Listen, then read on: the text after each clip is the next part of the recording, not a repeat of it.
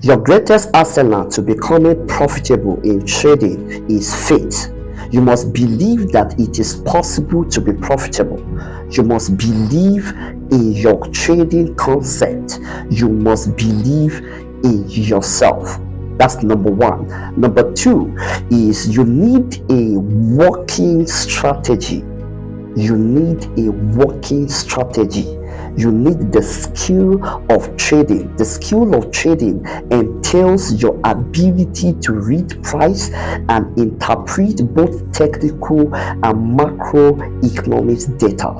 So you must understand how to read price, how to interpret data, right? So number three is risk management. Trading is a business.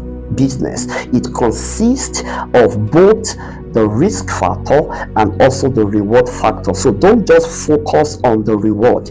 You must understand that there is the risk part of trading. So trading, there's risk in trading. However, the risk can be managed, it can be calculated, it can be predetermined. Are you getting what I'm saying now? So to be profitable in trading, it consists of faith, risk management, and the skill of trading.